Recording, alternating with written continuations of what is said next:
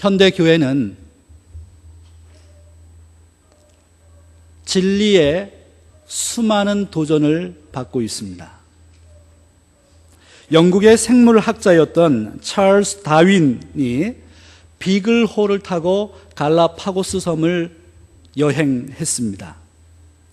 그곳에서 이 다윈이라고 하는 분이 진화론에 대한 아이디어를 얻게 됐습니다.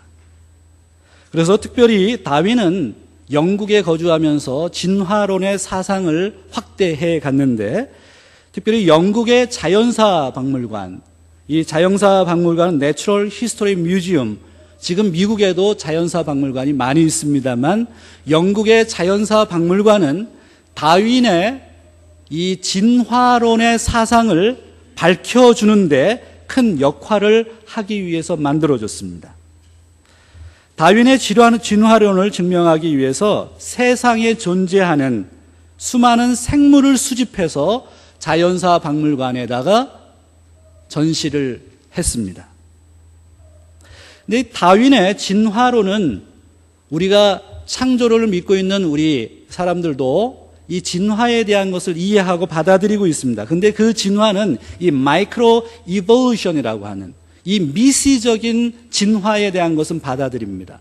그러나 다윈이 이야기했던 진화는 이 매크로 이볼루션, 이 거대한 진화에 대한 이야기입니다. 한 종에서 다른 종으로 이동할 수 있다라고 하는, 한 종에서 다른 종으로 진화한다라고 하는 내용입니다. 이러한 사상은, 다윈의 이 진화론은 물리학계의 뉴턴 역학과 함께 이 사상의 혁신을 가져왔습니다. 우리가 흔히 이야기하는 이 패러다임 시프트를 가져왔습니다. 19세기에 이 다윈의 이런 혁신적인 사상이 20세기에 자연관과 세계관에 지대한 영향을 미치게 됐죠. 그런데 더 중요한 것은 무엇이냐면 다윈의 이러한 진화론이 종교에도 지대한 영향을 미쳤다라는 것입니다. 그래서 다윈의 진화론으로 인해서 무신론자들이 힘을 얻게 됐습니다. 더 이상 하나님이 필요 없다라는 사상을 갖게 된 것입니다. 왜냐하면 이 세상에 존재하는 것들에 대해서 설명할 수 있기 때문에, 하나님 없이도 설명이 가능하기 때문에 더 이상 하나님은 필요 없는 존재가 되어버린 것입니다. 하나님을 마음에 두기 싫어했던 사람들에게는 이 다윈의 진화론은 마치 복음과 같이 기쁜 소식이었습니다. 하나님 없이도 살 수 있다는 것입니다. 이것이야말로 무신론자들이 기다리던 복음이 아니었습니까?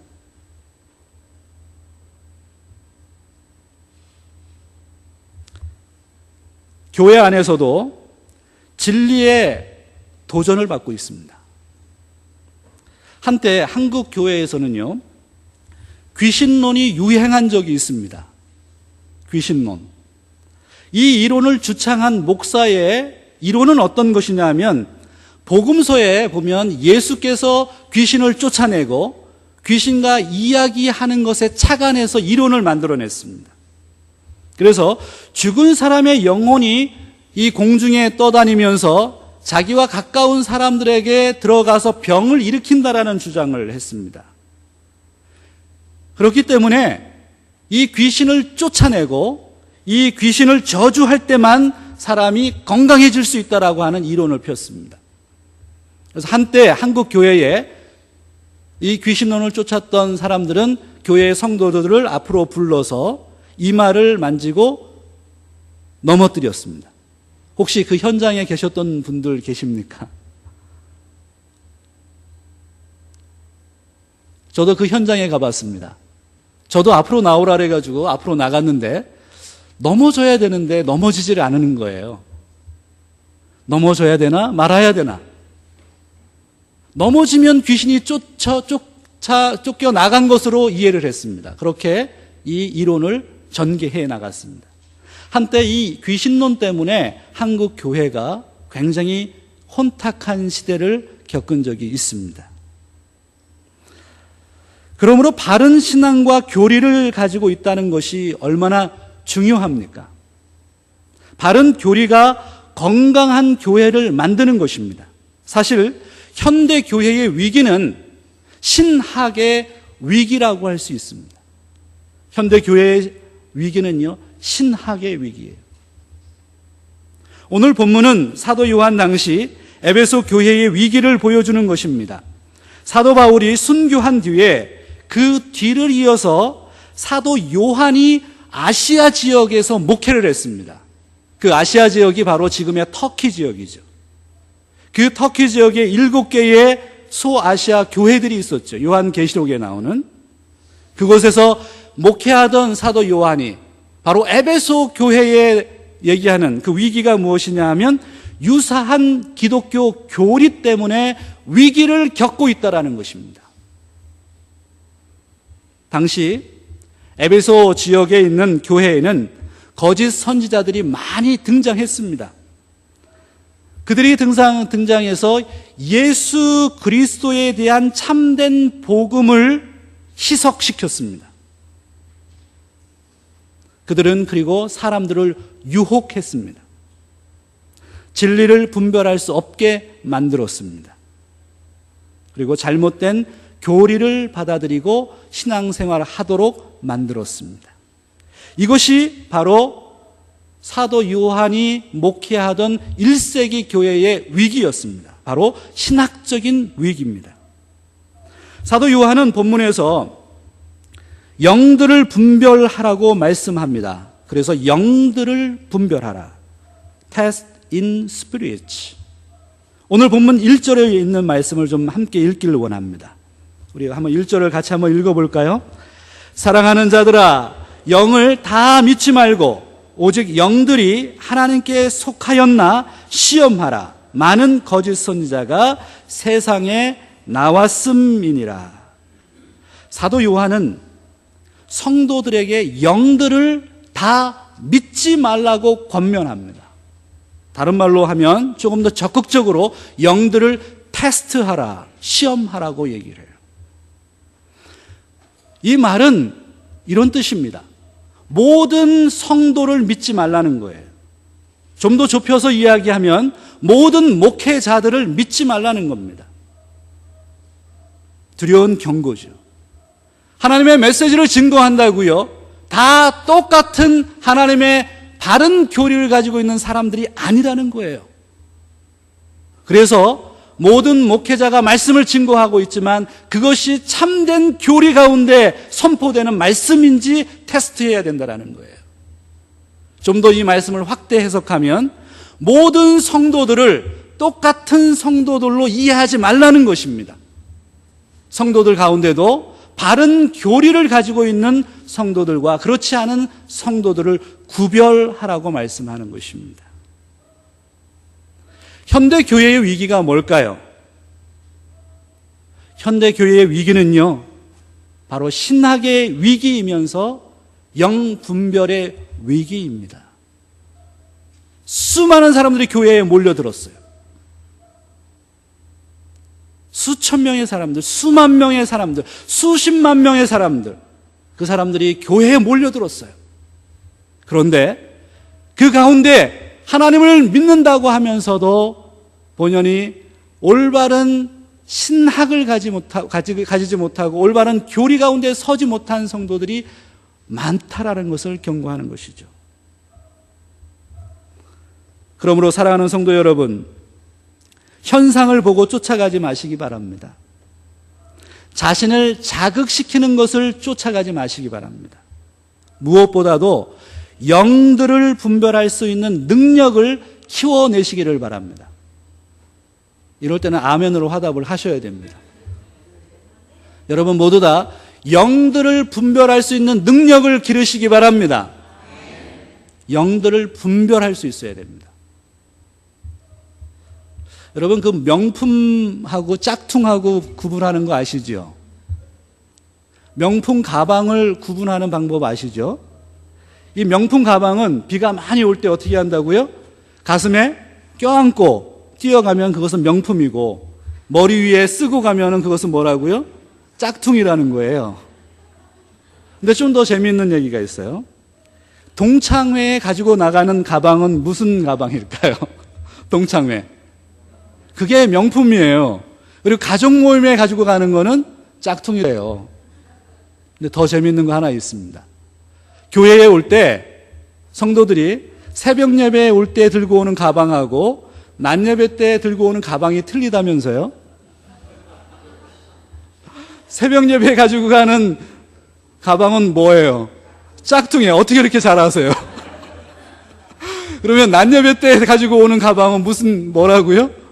명품이라고요. 그래서 오늘 여러분들은 모두 다 제가 명품을 가져온 줄 알고 믿겠습니다. 명품을 구별해내는 것. 우스갯소리입니다만 영적으로도 의미가 있어요. 구약에서 영분별에 실패한 인물을 뽑자면 하와를 뽑을 수 있습니다. 하와는 뱀으로 위장한 사탄을 분별해내지 못했습니다. 하와는 동산 중앙에 있는 과일은 먹지 말라고 하는 하나님의 엄중한 경고를 들었습니다. 그런데 뱀이 앞에 나타나서 하와에게 뭐라고 했습니까? 동산 중앙에 있는 나무의 실과를 먹어도 결코 죽지 아니하리라. 만약에 그 과실을 먹으면 너의 눈이 밝아져서 하나님과 같이 되고 하나님과 같이 선과 악을 알게 될 것이다 라고 꼬였습니다. 하와는 어떻게 됐습니까? 그 혼미한 이야기를 듣게 되죠. 분별해내지 못합니다. 결국 동산 중앙에 있는 선악과를 따먹음으로 인해서 인류에게 죄가 전가되게 된 것입니다. 하와가 영분별에 실패한 이후에 구약시대에 많은 거짓 선지자들이 생겼습니다. 모세 시대 때도요, 다윗 시대에, 이사야 시대에 수천 년에 걸쳐서 수많은 거짓 선지자들이 이스라엘 백성들을 유혹했어요. 바로 영분별에 실패한 것입니다. 사랑하는 성도 여러분, 그러면 어떻게 영분별을 할 수 있습니까? 영분별의 기준은 도대체 무엇일까요? 오늘 본문 2절과 3절입니다. 2절과 3절에 이렇게 기록하고 있어요. 함께 읽습니다. 하나님의 영은 이것으로 알지니 곧 예수 그리스도께서 육체로 오신 것을 시인하는 영마다 하나님께 속한 것이요 예수를 시인하지 아니하는 영마다 하나님께 속한 것이 아니니 이것이 곧 적그리스도의 영이니라. 오리라 한 말을 너희가 들었거니와 이제 벌써 세상에 있느니라. 영분별의 기준은 예수 그리스도에 대한 바른 교리를 선포하는 데 있습니다. 예수 그리스도에 대한 바른 교리. 현대 교회가요, 이 예수 그리스도에 대한 바른 교리가 없어졌어요. 그것이 바로 교회의 위기입니다. 1세기 사도 요한이 목회하던 당시에는 예수 그리스도가 이 땅에 육체를 입고 오신, 참으로 인간으로 오신 예수 그리스도를 부인했어요. 그것이 바로 이단들이었습니다. 당시 대표적인 이단들은 이 도케티즘이라고 하는 가연설을 주장하는 사람들이 있었습니다. 그리고 나스터시즘이라고 하는 영지주의자들이 있었고, 이 세린투스라고 하는 이 세린투스주의자들이 있었습니다. 이 사람들의 모두 공통점은 무엇이냐 하면 선하신 예수께서 악한 육체를 입고 이 땅에 오실 리가 없다라는 거예요. 그래서 이 땅에 육체를 입고 성육신하신 그 예수를 부인했어요. 그것이 바로 사도 요한 당시의 이단들이었습니다. 그런데 그 이단들 모두 다 영지주의자들, 세린투스, 이 도케티즘, 이 모든 사람들이요, 바로 교회 안에서 함께 신앙생활 했던 사람들이라는 거예요. 근데 그들은 바로 함께 공동체 생활을 하고 있는 교인들을 미혹해요. 바른 진리에서 벗어나게 했어요.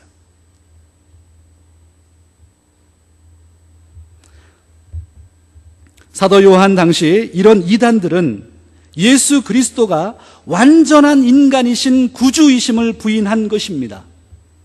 이들이 세상에 나타나서 거짓 교리들을 성도들에게 가르침으로 교회에 위기가 온 것입니다. 그러므로 사도 요한은 바른 교리가 얼마나 교회 가운데 중요한지를 오늘 우리에게 설명하고 있는 것이죠. 1세기 이후에 지금 사도 요한이 1세기 때 돌아가셨습니다. 순교당했죠. 그래서 사도 요한 다음에 그 이후에 교회의 모습을 우리가 흔히 초대교회, 교회사라고 하는데 그 초대교회, 1세기 이후의 초대교회에는요, 끊임없이 논쟁이 벌어졌습니다. 그 논쟁의 핵심적인 이슈가 무엇이냐 하면 삼위일체와 기독론 논쟁이었습니다. 특별히 지금부터 1600년 전, 1500년 전, 그러니까 4세기, 5세기 때 기독론 논쟁은 엄청난 큰 논쟁거리 중에 하나였습니다. 그래서 AD 325년에는 이 니케아 공의회가 있었고 AD 451년에는 이 칼케톤 공의회가 있었습니다. 이 공의회는 바로 아리우스 이단과 그리고 유티키스라고 하는 이단을 정죄하는 것이었습니다. 이 아리우스와 유티키스라고 하는 이단들은 다 무엇이냐면 예수 그리스도의 신성과 예수 그리스도의 인성을 부인하는 이단자들이었습니다. 결국에 초대교회의 교회사에서 가장 핵심이 됐던 것은 바로 예수 그리스도에 대한 올바른 신학을 정리하는 것이었습니다. 지금부터 1500년 전에 그런 엄청난 혼란 가운데 교회는 바로 올바른 예수 그리스도에 대한 올바른 교리와 신학을 정리할 수 있게 됐습니다. 21세기를 살아가는 오늘날 우리도 동일한 도전을 받습니다. 오늘날 어떤 신학자들과 신앙인들은요, 다음과 같이 이야기합니다. 성경이 권위를 가지고 있지만 최고의 권위를 갖고 있지 않습니다.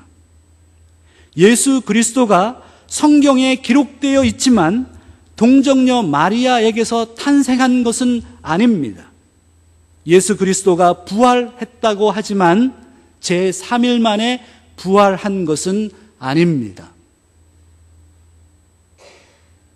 올바른 기독교의 교리에서 벗어나 유사한 기독교의 교리를 선포하는 것이 바로 오늘날의 신학이에요. 오늘날 진리를 흉내내는 유사한 기독교인들이 너무 많다는 사실입니다.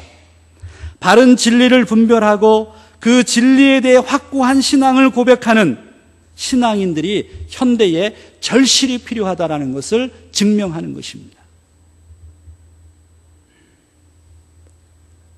사랑하는 성도 여러분, 그러면 우리는 거짓된 교리가 진리를 혼미케 하는 세상에서 어떻게 승리하며 생활할 수 있을까요? 그것은 사도적인 교리를 지켜내는 것입니다. 오늘 본문 5절과 6절을 한번 보시기 바랍니다. 우리 5절과 6절을 한번 큰 목소리로 함께 읽습니다. 저희는 세상에 속한 고로 세상에 속한 말을 하며 세상이 저희 말을 듣느니라. 우리는 하나님께 속하였으니 하나님을 아는 자는 우리의 말을 듣고 하나님께 속하지 아니한 자는 우리의 말을 듣지 아니하나니 진리의 영과 미혹의 영을 이로써 아느니라. 세상은 세상에 속한 자의 말을 듣습니다. 성도들은요, 누구의 말을 듣는다고요? 우리의 말. 그 우리가 누굽니까? 사도들의 말이에요. 사도들의 말을 듣는다고 했습니다. 예수님이 돌아가시고 나서 초대교회가 만들어졌습니다. 사도행전에 보면 사도 베드로의 복음 선포의 현장이 나오는데 사도 베드로가 복음을 선포한 복음의 핵심적인 내용이 무엇이냐면 예수 그리스도의 죽으심, 그리고 예수 그리스도의 부활하심이었습니다. 그것이 바로 사도의 복음이에요. 사도적 복음입니다. 베드로뿐만 아니라 사도들이 선포한 복음은 바로 예수 그리스도에 대한 올바른 복음이었습니다. 1세기 사도들이 다 죽은 다음에 2세기와 3세기를 맞습니다. 그러면서 교회사 2000년, 예수님이 돌아가신 다음에 지금 2000년, 이것을 교회사 2000년이라고 합니다. 이 교회사 2000년 가운데 가장 중요한 신학자 한 명을 뽑자면 우리는 어거스틴이라고 하는 인물을 뽑아야 될 것입니다. 어거스틴은 AD 354년부터 430년에 살았던 인물입니다. 그러니까 4세기와 5세기 인물이에요. 지금부터 1500년 전의 인물입니다. 근데 이 어거스틴은 굉장히 교회사에서 중요한 인물이에요. 어거스틴은 신의 도성 고백록이라는 것을 썼습니다. 그러나 그것 때문에 유명한 게 아니에요. 어거스틴이 바로 당시에 교회를 어지럽혔던 펠라기우스라고 하는 이단과 싸웠기 때문입니다. 당시에 펠라기우스는 교회를 어지럽게 했습니다. 혼미케 했습니다. 다른 복음을 증거했습니다. 펠라기우스가 선포한 복음은 무엇이냐 하면 사람들이 구원받는 것은 인간이 노력해서 받을 수 있고 율법을 지킴으로 받을 수 있고 우리의 의지에 의해서 구원받을 수 있다고 가르쳤습니다. 반면에 어거스틴은 구원은 우리의 노력으로 받는 것이 아니라 바로 사도 바울이 얘기했던 것처럼 믿음으로 받는 것입니다라고 하는 것을 주장했어요. 그것이 교회사에서 엄청난 논쟁이었습니다. 그 가운데 펠라기우스와 어거스틴의 논쟁 가운데 누가 승리했을까요? 어거스틴이 당연히 승리했어요. 어거스틴의 업적은 무엇이냐 하면 펠라기우스의 행위 구원론을 바로 믿음 구원론으로 확고하게 정통으로 세운 데 있습니다. 그래서 오늘날 우리 기독교의 핵심적인 교리는 행위 구원론이 아닙니다. 바로 믿음으로 구원받는 데 있습니다. 그것이 성경의 교리이고 사도 바울이 말씀한 메시지예요. 오늘날 우리 기독교인들은 올바른 신학을 가지고 있어야 됩니다. 교회에서 올바른 신학을 선포해야 됩니다. 올바른 신학을 공부해야 합니다. 제가 신학적인 얘기를 하면 이렇게 생각할 수 있어요. 여러분들이 아니 신학을 교회에서 배웁니까? 신학교에서나 신학을 배우는 거죠. 아닙니다. 신학은 신학교에서도 배우지만 신학은 바로 우리 신앙의 표현이기 때문에 우리 신앙의 현장에서 가장 잘 드러나야 됩니다. 그래서 교회에서 신학이 정리되어야 됩니다.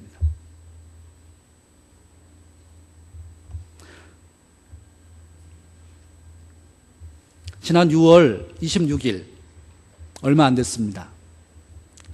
미국 연방대법원에서 결혼을 이성 간의 결합으로 규정한 연방 결혼보호법 DOMA 도마법을 위헌으로 판결냈습니다. 이 의미가 굉장한 겁니다. 공식적으로 동성 간에 결혼을 할 수 있다는 것을 법적으로 확고하게 만들어준 겁니다. 그래서 샌프란시스코의 시청에 그 도마법이 통과된 다음에 동성애자들이 줄을 서서 시청이 연장 근무를 하고 아주 어려움이 있었습니다. 왜요? 결혼 허가서를 받기 위해서 몰려든 거예요. 지난 6월에 우리 교단인 미국 장로 교단에서 한인교회 전국 총회가 있었습니다. 캔쿤에서 총회가 있었는데 저는 가지를 못했습니다. 이 총회에서 사명선언서를 하나 만들었는데 이런 겁니다. 미국 장로교 한인교회 전국총회 2013년 신학, 윤리, 사명선언이라는 그 선언서를 만들었습니다. 이 사명선언서에 보면 동성애와 관련해서 윤리선언 2항과 3항에 다음과 같이 선언하고 있습니다. 제가 좀 읽어드릴게요. 우리 교회가 우리 교단의 이 피스 USA 교단이기 때문에 이 한인 총회가 얘기했던 이런 내용들이 굉장히 중요합니다. 우리는 작금에 논란이 되고 있는 동성애 행위를 성경이 명백하게 잘못된 것으로 규정하고 있다고 믿어 그리스도인이 용납해서는 안 되는 여러 죄들 중에 하나로 본다. 우리는 주 예수 그리스도께서 하나님이 창조하신 남자와 여자의 한몸되는 연합을 인용하여 말씀하신 결혼의 정의가 세속 문화의 흐름과 대중적 여론을 초월하는 신성한 권위의 선언이라고 믿는다. 우리 교단 내의 한인 총회에서 결의한 내용입니다. 남자와 여자의 결혼을, 전통적인 결혼을 결혼으로 정의했습니다. 그리고 동성애를 성경에서 이야기하듯이 그냥 죄로 이해했습니다. 그런데 문제가 좀 있어요. 현실에서는 어려움이 있다는 겁니다. 우리의 자녀들이요, 동성애에 노출되어 있어요. 1세대 우리 어르신들은 동성애와 관련이 별로 없어요. 그런데 2세대들은 동성애와 관련이 있습니다. 그리고 우리가 살고 있는 이 샌프란시스코 이 현장에 10만 명이 넘는 동성애자들이 모여 있습니다. 그리고 오늘 연합장로교회는 그 현장 한가운데 있습니다. 우리는 무엇을 주장해야 됩니까?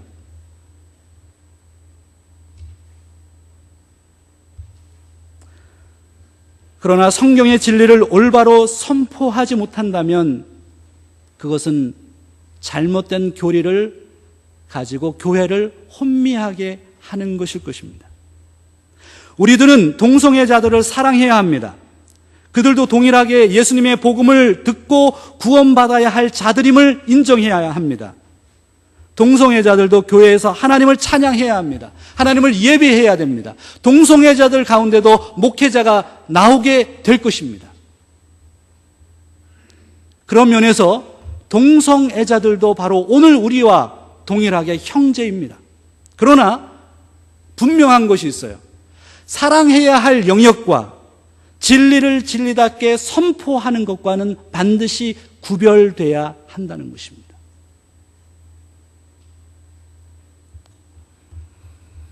오늘 저는 여러분에게 도전합니다. 바른 신학을 공부하시기 바랍니다. 이와 관련하여 저는 우리 교회에 바른 신학을 뿌리 내릴 것입니다. 지금도 그래왔고 앞으로도 그렇게 해올 것입니다. 교리 공부하는데 최선을 다할 것입니다. 여러분은 성경을 공부하고 교리를 공부하는데 헌신하시기 바랍니다. 정통 신학을 지켜간 신학자들, 어거스틴, 루터와 칼빈, 그리고 조나단 에드워드와 같은 신학적인 그리고 사도적인 성도들이 되시기를 주의 이름으로 축원합니다.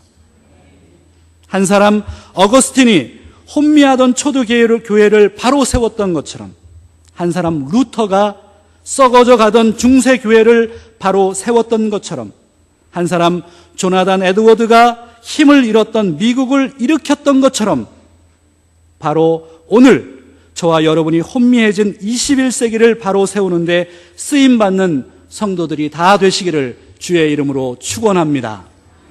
기도하겠습니다. 이 땅에 유일한 아들을 보내신 하나님 아버지, 예수님은 이 땅에 온전한 사람으로 사셨습니다. 예수님은 이 땅에 완전한 신으로 오셨습니다. 사람들은 이것을 믿지 않으려 합니다. 거짓 선지자들이 나타나 사람들을 미혹할 때 사도들이 외쳤던 복음을 통해 교회의 지도자들이 세웠던 교리를 통해 세상을 변화시키게 해 주옵소서. 먼저 우리들이 사도들의 복음을 마음속 깊은 곳에서부터 진정으로 사랑하도록 인도해 주옵소서. 예수님의 이름으로 기도합니다. 아멘.